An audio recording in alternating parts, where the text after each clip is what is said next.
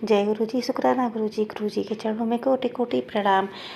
संगत जी, आज सत्संग स्टार्ट करने से पहले हम अपने गुरु पा का मंत्र जाप करेंगे। ओम नमः शिवाय, शिव जी सदा सहाय। ओम नमः शिवाय, गुरु जी सदा सहाय। तो संगत जी, अगर आप लोग अपना सत्संग शेयर करना चाहते हो तो प्लीज़ अपने क्लियर वॉइस में रिकॉर्ड करके मेरे चैनल पर जो ये व्हाट्सएप नंबर है उस पर शेयर कर सकते हो।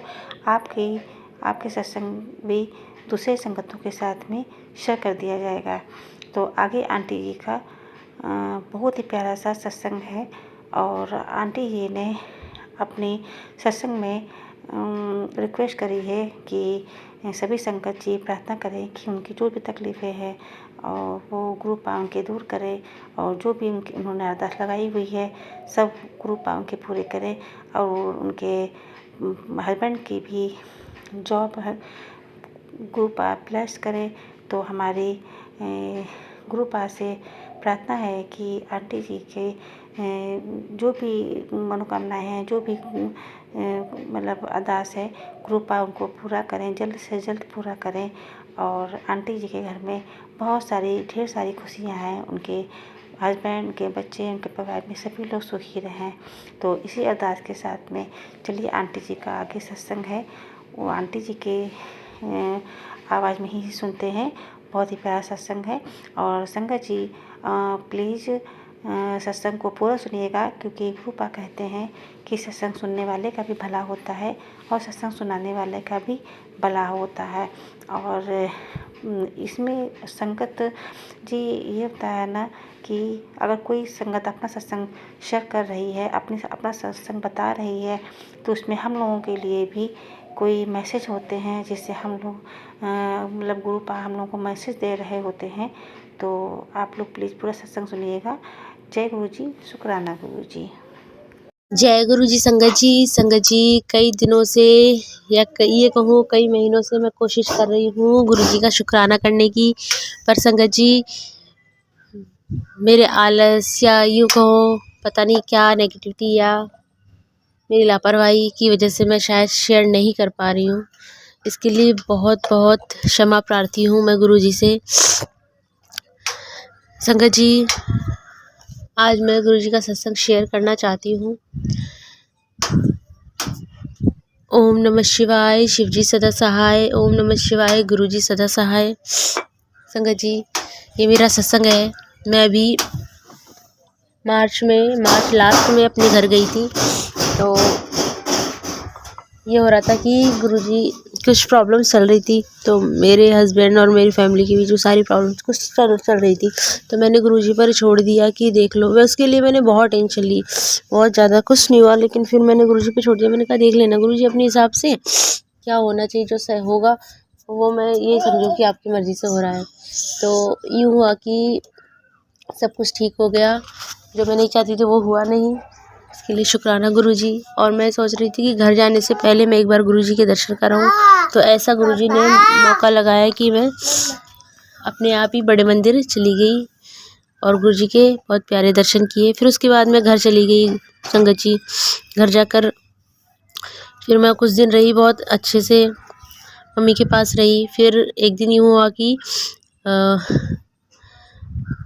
मेरी एक ड्रेस है, उसका पैंट जो है वो उठने बैठने में फट गया। तो मेरी भतीजी ने बोला कि आप गुरुजी से बोल दो, दिला देंगे।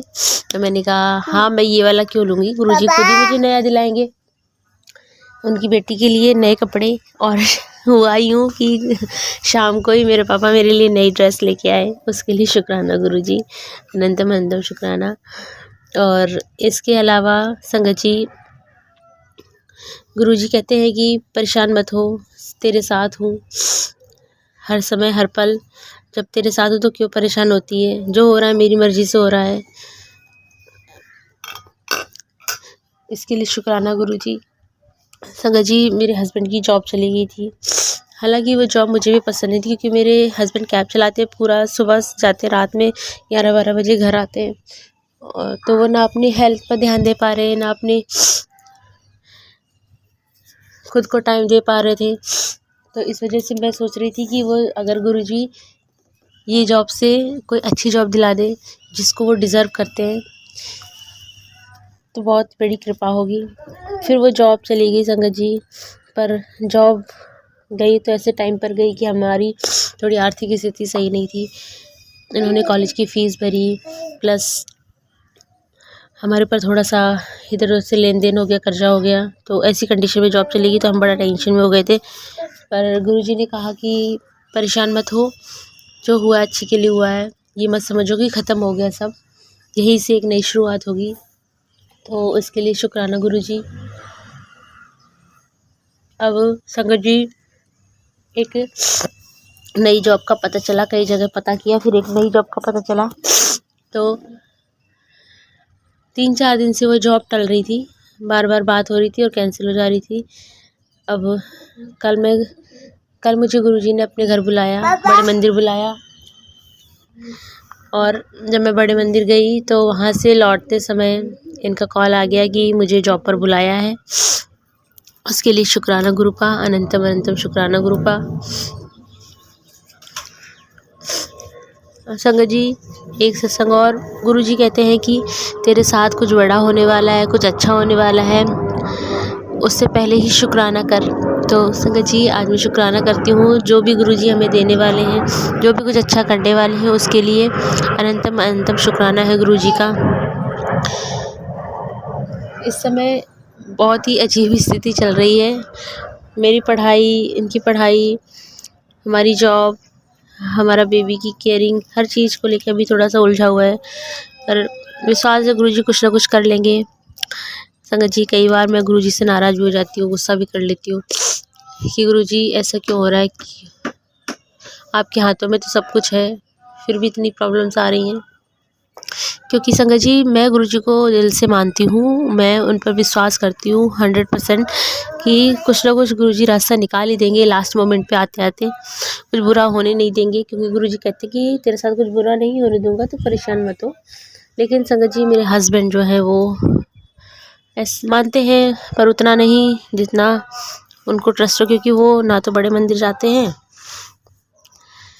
ना ही कुछ, तो इसलिए वो टेंशन में रहते हैं। तो इसलिए मैं गुरुजी से नाराज़ रहती हूँ कि मैं तो मानती हूँ, मैं तो विश्वास करती हूँ, मुझे पता है आप कर देंगे सब कुछ सही, लेकिन मेरे हस्बैंड तो परेशान होते हैं ना, वो तो स्ट्रेस ले रहे हैं ना, उनकी तो हेल्थ डाउन हो रही है। कुछ ऐसा कर दीजिए कि उनको थोड़ा सा शांति मिले उनके मन को, तो बस बाकी गुरुजी की मर्जी है।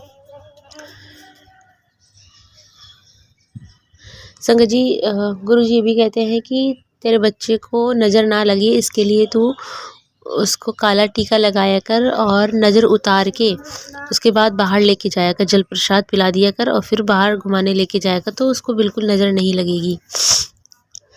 गुरुजी की कृपा से मेरा बच्चा एकदम सही है, बस उसको थोड़ा खांसी जुकाम लग जाता है, जल्दी जल्दी परेशान हो जाता है, पर गुरुजी उसका ध्यान रखते हैं, इसके लिए शुक्राना गुरुजी।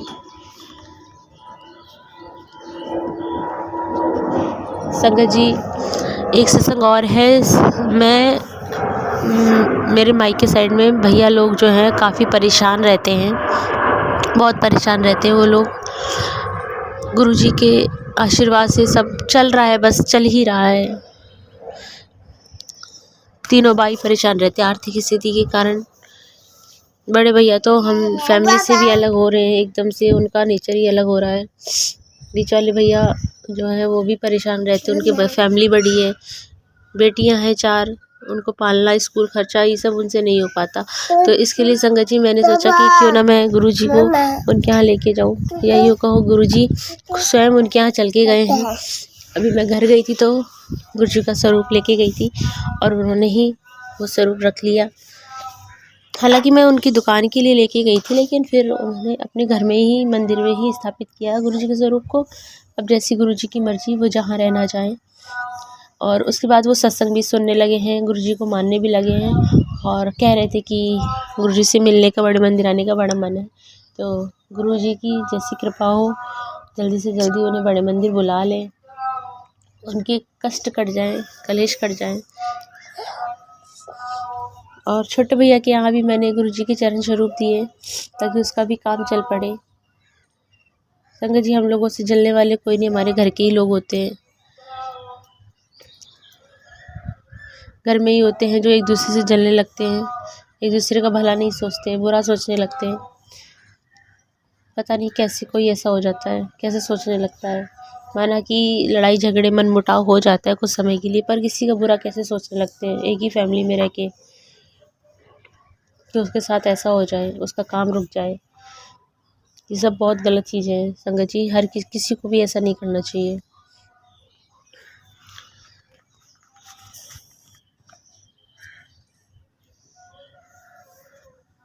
संगत जी अब मैं अपनी वाणी को यही विराम देना चाहूँगी। अब गुरुजी मुझसे जब भी सत्संग शेयर करवाएंगे तब मैं फिर से सत्संग शेयर करूँगी, और सत्संग के बीच बीच में जो भी गलतियाँ हुई हों, जो भी प्रॉब्लम्स हुई हों आपको सुनने में आवाज़ की, क्योंकि मेरा बेटा बीच बीच में बोलता रहता है, छोटा है ना, तो उसके लिए माफ़ी चाहती हूँ संगत जी। बाकी गुरुजी की कृपा सब पर बनी रहे। बस गुरुजी सबके जीवन में ऐसे ही खुशियाँ और मुस्कुराहट देते रहें।